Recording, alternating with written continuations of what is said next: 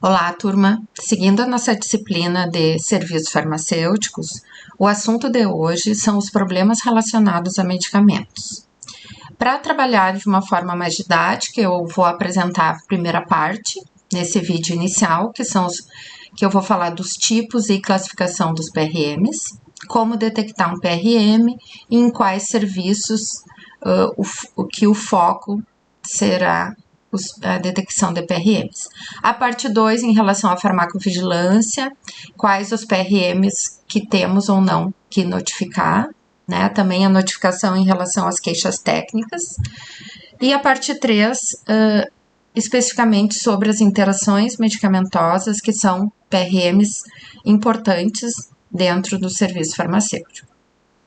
Bom, um problema relacionado ao medicamento, né, aquele problema de saúde que pode estar suspeito, né, de estar relacionado à farmacoterapia, né, ou efetivamente está relacionado à farmacoterapia, que interfere nos resultados terapêuticos ou também na qualidade de vida do usuário.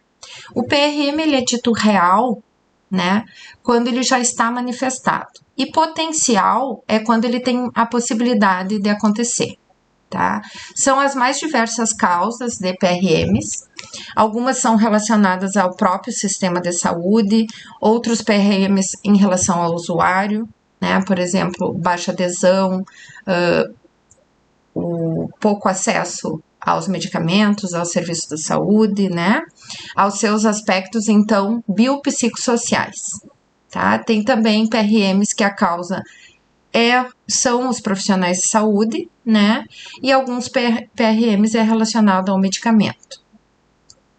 28% das intoxicações no Brasil são causadas por medicamentos, então a importância de se detectar de forma precoce um PRM, né? Aí se mostra essa importância. 10% das internações hospitalares, né, são por reações adversas a medicamentos.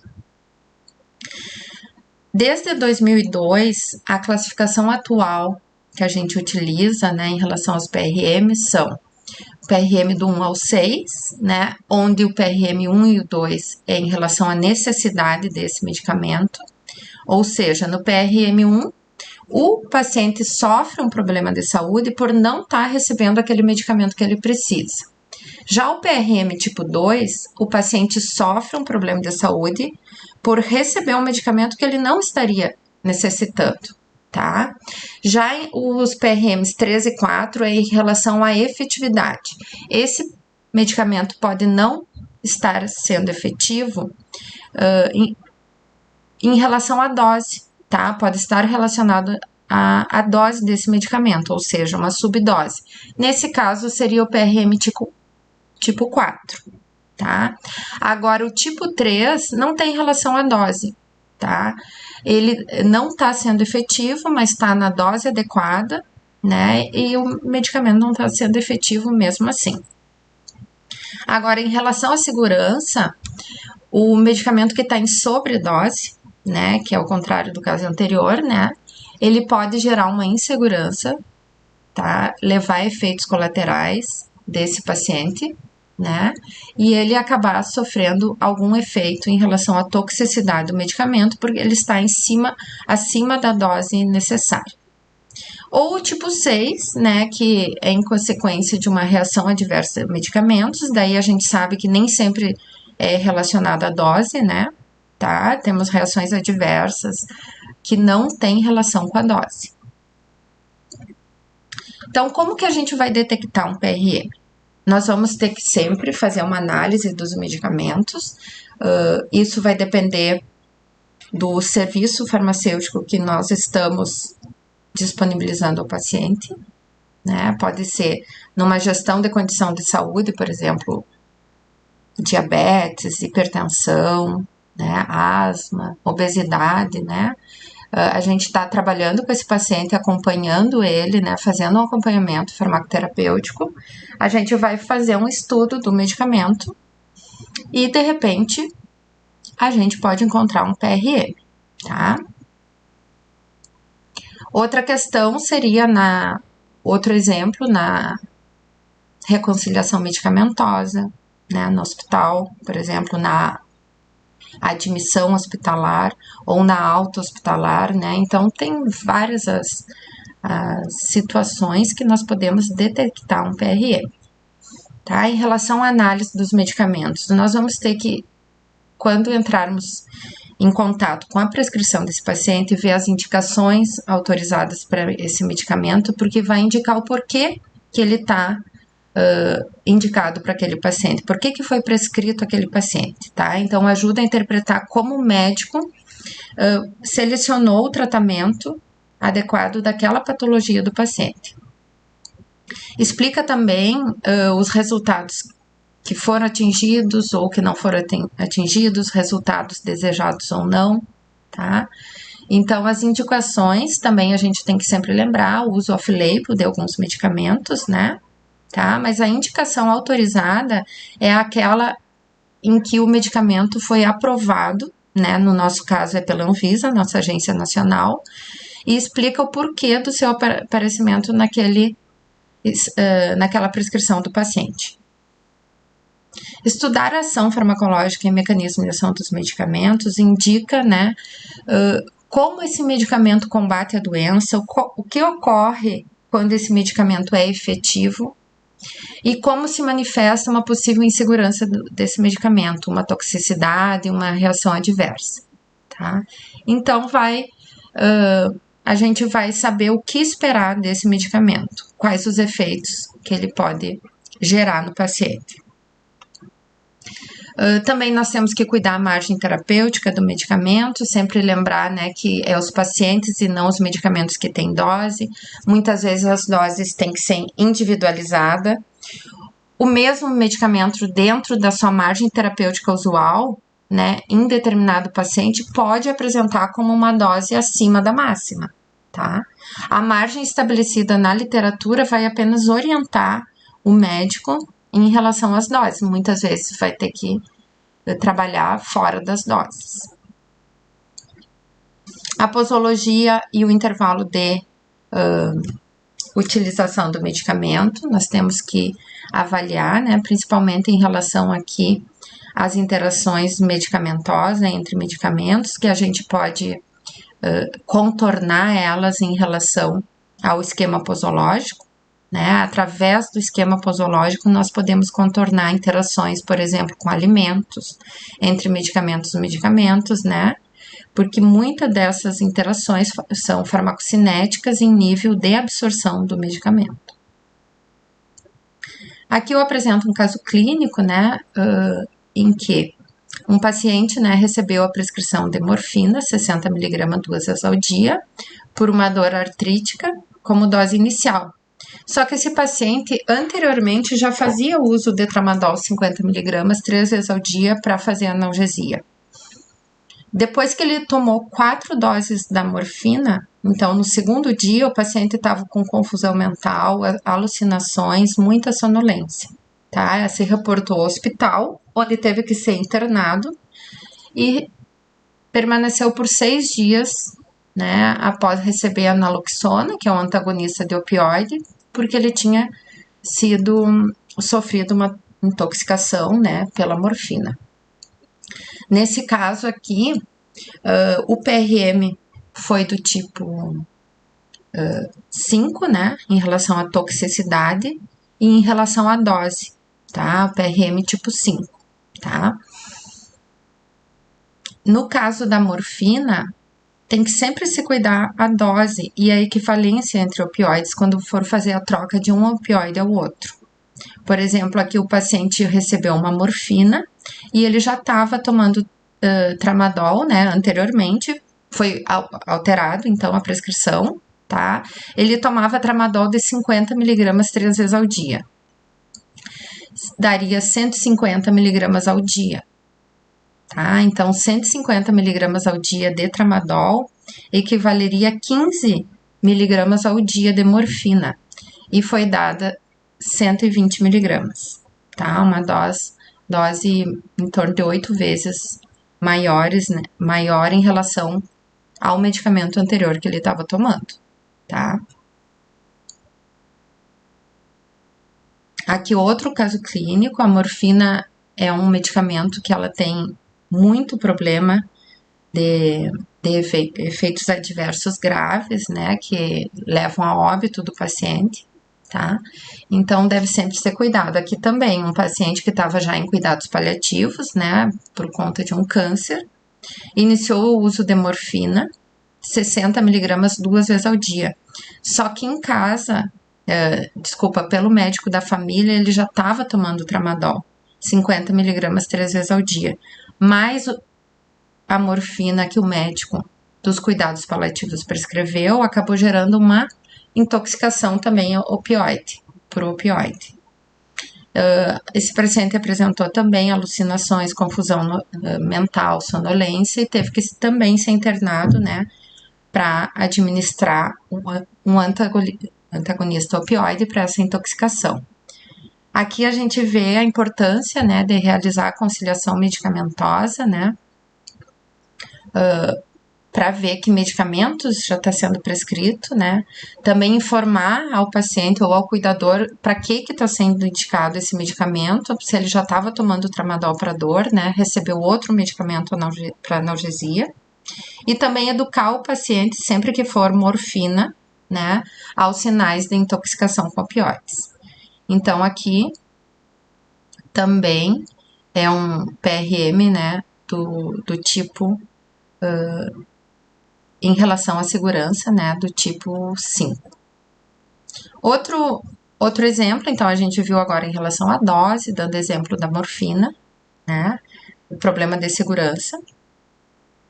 Agora, outra questão é em relação à farmacocinética, né, a meia-vida de eliminação, ao Tmax do medicamento, tá? A gente vai estudar esses dados para avaliar as questões de efetividade de uma terapia, se está sendo, de repente, avaliado a efetividade do medicamento, tá? Também pode ser utilizado dados de farmacocinética para avaliar a segurança do medicamento, também para avaliar possíveis interações medicamentosas, também para a gente colocar um esquema posológico adequado, né? De acordo com a duração do efeito desse medicamento. As contraindicações nós temos que estudar para ver situações de risco ao paciente, se o risco de utilizar esse medicamento supera o benefício, né? Então, também estudando as contraindicações, nós podemos aí detectar um PRM. Os eventos adversos são danos leves ou danos graves causados pelo uso de um medicamento. Eles podem ser evitáveis ou não evitáveis. Uma reação adversa é um efeito prejudicial ou indesejável, né, após a administração de um medicamento, pode ou não estar relacionada à dose, como nós vamos ver agora na sequência. Já um erro de medicação, o conceito dele é qualquer evento evitável que pode de fato ou potencialmente levar ao uso inadequado de um medicamento, independentemente de lesar ou não esse paciente. E também independente de o medicamento se encontrar sob controle dos profissionais de saúde, do paciente ou do consumidor. Então, esse é o conceito de erro de medicação. Eu vou dar alguns exemplos agora para a gente trabalhar melhor esse conceito. E o efeito colateral, só para fazer uma distinção aqui entre a reação adversa, uma reação adversa é um efeito colateral. Só que o efeito colateral, ele muitas vezes ele pode ser benéfico. Né? Vamos dar um exemplo de um antialérgico que causa sonolência. Vai ter que ter precaução a pessoa que precisar tomar esse antialérgico, né? Para dirigir, operar máquinas, enfim. Só que esse efeito colateral pode ser benéfico. Na clínica médica, muitas vezes é utilizado para tratar insônia, ao invés de ser utilizado como um antialérgico, é usado para tratamento da insônia.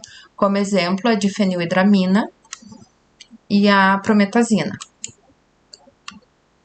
Os eventos adversos, então, pode ser uma reação adversa, como eu falei, né, que é esse efeito indesejado em relação ao medicamento. Agora, uma não adesão ao tratamento também é um efeito adverso. Essa não adesão pode ser por dificuldade de conseguir o medicamento, de não lembrar de tomar o medicamento, né? O paciente pode achar que já se curou e abandonar o tratamento, ou pelos efeitos colaterais ruins que gerem esse tratamento e ele abandonar a terapia. Um dos PRMs que a gente falou antes já é sobre a ineficácia terapêutica, né? Que pode ser devido a vários fatores, pode ser uma ineficácia pela seleção inadequada do medicamento, né? Por ser o medicamento não apropriado para aquela condição de saúde do paciente, pode ser a uma dose subterapêutica, né? Podemos ter eventos adversos devido ao uso inadequado, que pode gerar inclusive uma intoxicação, tá? Por automedicação, por erro de prescrição, medicamento que não é indicado para aquela condição, o paciente não precisaria daquele medicamento, esquema posológico inadequado e ainda falha na administração. Então, são os mais variados tipos de problema relacionados a medicamentos que eu coloquei aqui como exemplo, tá? Ainda temos as interações medicamentosas que a gente vai ver separado, a queixa técnica, que pode acontecer em relação ao medicamento que tenha maior ou menor quantidade do princípio ativo, né, do que o descrito na embalagem. Enfim, são vários os eventos que podemos encontrar, né, durante o acompanhamento farmacoterapêutico do paciente. Aqui alguns exemplos de erro de medicação. Esse trabalho apresenta aqui erros de transcrição devido à ilegibilidade da prescrição, em torno de 11 a 12%. Ainda temos aqueles erros de prescrição de subdose, sobredose, duplicidade terapêutica, como foi aquele caso ali agora do tramadol e da morfina, que eu dei de exemplo. Posologia inadequada, forma farmacêutica inadequada, duração do tratamento, vai de 40% a 50%. Ainda temos os erros em relação à administração pela via errada, no paciente errado, a técnica errada de administração, horário errado de administração, tá? E erros de preparo e na dispensação, como troca de medicamento, acondicionamento inadequado. Então, são vários os fatores que podem levar a um evento adverso. Podemos ter problemas ainda de despreparo da equipe, falta de consciência da importância daquele procedimento, falha de comunicação entre a equipe, em alguns hospitais falta de materiais necessários, número insuficiente de profissional que gera uma carga de trabalho da equipe, né, com jornada dupla, ainda lugares que têm condições de trabalho, né, como baixa luminosidade, barulho excessivo que pode gerar até confusão mental dos profissionais da saúde, né, toda aquela situação caótica também, muitas vezes no pronto atendimento, né, gera um estresse por excesso de demanda, tá? Também a fadiga. Então, tudo pode causar erros de medicação, além do conhecimento insuficiente também. Então, o Programa Nacional de Segurança ao Paciente, né, instituiu a regra dos 9 certos para a administração segura de um medicamento. Temos que sempre conferir se é o paciente certo, o medicamento certo, pela via certa, a hora certa, a dose certa. O registro da administração está correta, a orientação sobre a razão da indicação daquele medicamento, né, para o paciente ou para o cuidador, se é uma forma farmacêutica adequada para o medicamento e se está sendo efetivo, né, se tem a resposta certa daquele medicamento. Em relação aos erros, nós temos uma classificação, né, que vai desde a classe A, entre aquela em que o erro ocorreu, mas o paciente acabou não recebendo o medicamento. O erro ocorreu e o paciente recebeu o medicamento, mas não houve dano. Classificação C, o erro ocorreu e teve que aumentar a frequência da monitorização desse paciente, mas não ocorreu dano. A classe D já aconteceu dano e ela é subdividida Em D1, dano temporário que precisou de tratamento. D2 foi um dano temporário que resultou em um tempo aumentado de internação. O D3, um dano permanente a esse paciente. E o D4, em estado grave. O erro de medicação da classificação E resultou em óbito do paciente. Agora, em relação às reações adversas, né? Então, a principal diferença entre uma reação adversa, né, e um erro de medicação é que o erro de medicação tem essa características de ser evitada, com protocolos corretos, como a regra do 9 certos, tá? Melhora das condições de trabalho, tá? Conferência, treinamento adequado da equipe, né? Estabelecimento de procedimentos operacionais padrões. Então, há como estabelecer formas de prevenção dos erros de medicação. Agora, as reações adversas, tá? Ela é um fator intrínseco ao próprio medicamento. As informações comercializadas na fase de pré-comercialização do medicamento, em que está sendo desenvolvido esse medicamento, né? Nas fases clínicas 1, 2 e 3, muitas vezes são incompletas, né, em relação às possíveis reações adversas do medicamento. Então, aí a importância da farmacovigilância, que são os estudos pós-comercialização. Tá? Elas são importantes para permitir a detecção de várias reações adversas menos comuns, né, muitas vezes raras, mas muito graves. Nós vamos falar no segundo vídeo em relação aos sistemas de notificação, a importância da farmacovigilância, mas temos que saber quais as reações adversas a medicamentos, né, que fazendo essa notificação pelos profissionais da saúde pode reduzir em muito o sofrimento e salvar a vida de milhares de pacientes. As reações adversas também são classificadas. Nós temos a tipo A, que é do tipo aumentada. Ela está relacionada à dose do medicamento e à ação do fármaco. Ela tem baixa mortalidade. Nós temos exemplos clássicos aqui, a irritação gástrica com anti-inflamatórios não esteroidais, a intoxicação digitálica com a digoxina, síndrome serotoninérgica com o uso de medicamentos que agem sobre a serotonina em doses excessivas ou mesmo através de interações medicamentosas de mais de um medicamento que haja no sistema serotoninérgico e leve a essa crise serotoninérgica. Nós temos a B, que ela é bizarra, B de bizarra porque ela é incomum, não tem como esperar, tá? Ela tem alta mortalidade, não está relacionada à dose nem ao efeito do fármaco, mas sim a uma reação de hipersensibilidade do paciente. Então, ela é inesperada, tá? Ela geralmente é imunológica ou alérgica ou hipersensibilidade. Nós temos aqui as reações às penicilinas, reações anafiláticas por beta-lactâmicos, né? A síndrome de Stevens-Johnson, que é uma síndrome grave causada por vários medicamentos. Nós também temos as reações do tipo C, que são as crônicas. Ela é relacionada à dose, mas ao uso contínuo também desse fármaco, né, do efeito cumulativo desse fármaco. Geralmente é detectada nos estudos farmacoepidemiológicos, né, e a importância de novo, da gente falar da farmacovigilância, de nós notificarmos as reações adversas ao sistema da Anvisa.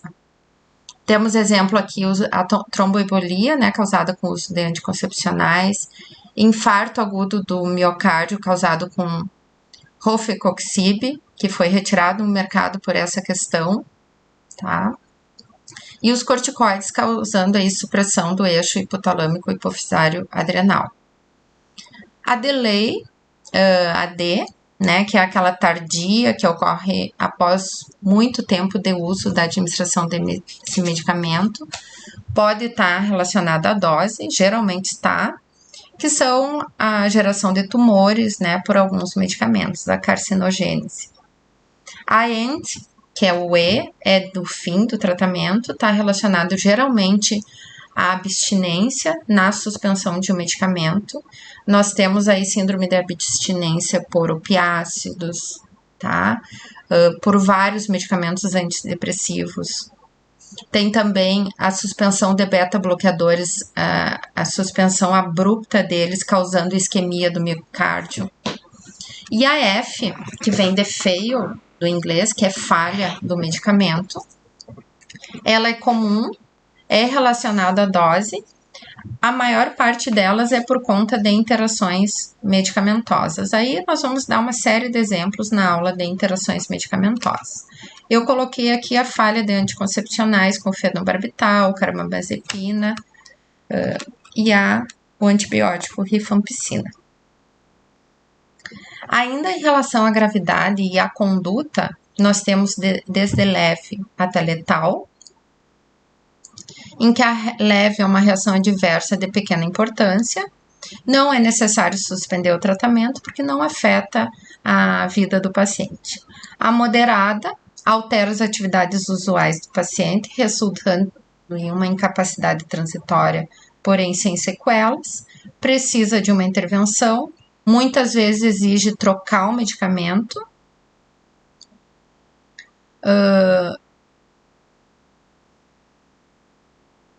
ou requer algum tratamento específico. A grave, né, que é uma reação que ameaça diretamente a vida do paciente, provoca hospitalização e pode causar sequelas permanentes.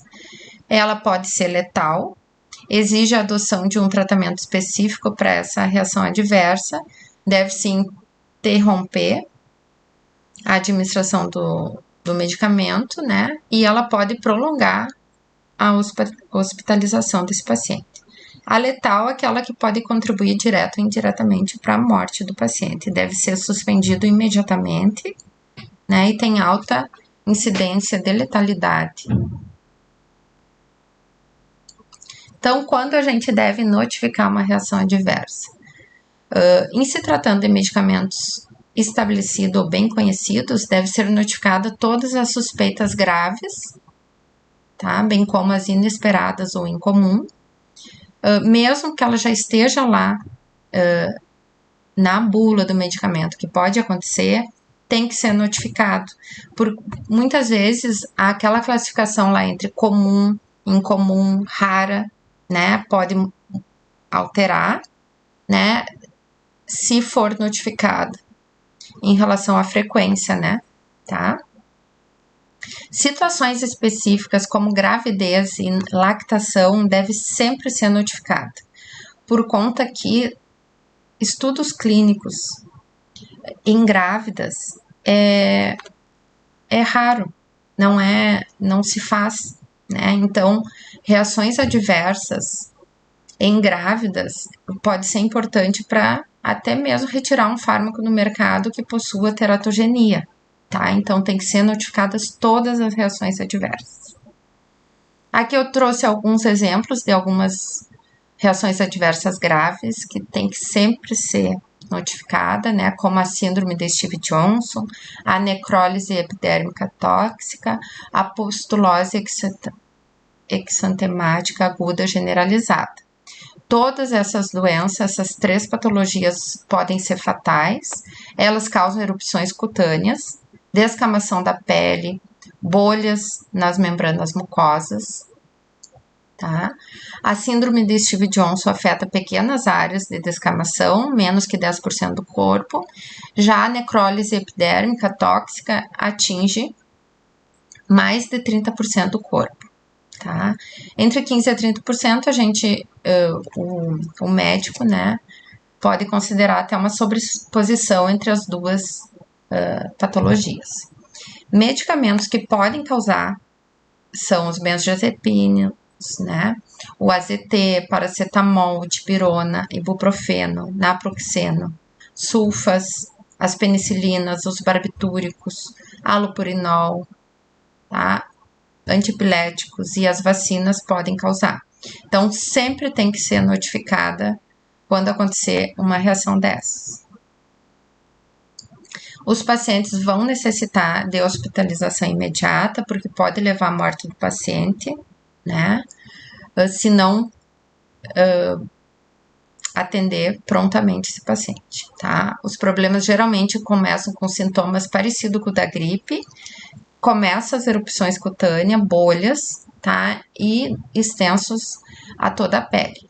A recuperação pode levar meses, tá? E as complicações podem incluir cicatrizes, alteração da pigmentação da pele, até cegueira, né? E pode danificar órgãos internos também. Pode ocorrer, isso é importante, ó, pode ocorrer em qualquer paciente, mesmo aqueles que nunca tiveram nenhum problema com o uso dos medicamentos.